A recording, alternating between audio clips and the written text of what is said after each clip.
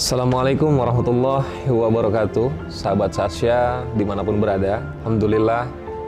Kalau bicara mengenai hijrah, hijrah itu sebuah perjuangan yang sangat luar biasa, yang dimana ketika kita pernah melakukan sesuatu yang menurut kita nggak baik menjadi baik, yang menurut kita sudah baik merubah lebih baik lagi tanpa harus merasa lebih baik. Jadi hijrah itu terus kita berjuang untuk menjadi diri kita yang lebih baik tanpa harus merasa baik. Yang awalnya kita menuju sesuatu tempat atau kegiatan yang awalnya mungkin kita berharap pamrih,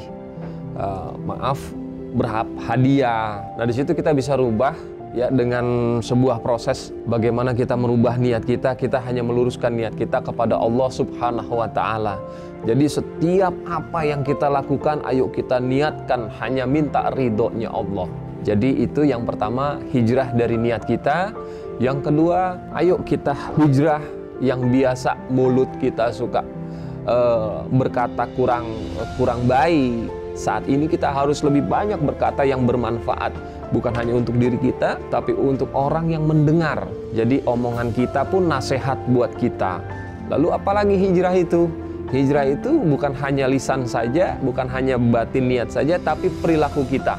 Gunakan tangan kita, kaki kita untuk menuju langkah yang baik, menuju akhlak yang bagus, ya kan? Yang tangan kita tadinya suka jahil sama orang, akhirnya kita rubah menjadi suka menolong orang. Jadi yang tadinya kaki kita nggak pernah melangkah ke majelis taklim, kita langkahkan kaki kita ke majelis taklim. Itu pun bagian daripada hijrah.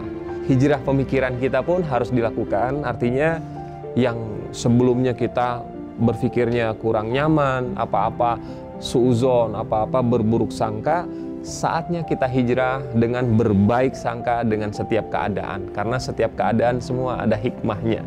Tentu ada manfaat untuk diri kita pribadi dan kita semua. Bertaubat itu pun bagian dari hijrah. Ya, artinya yang dulu kita suka nyakitin orang, kayaknya setelah menyakitkan orang kita nggak merasa menyakiti orang.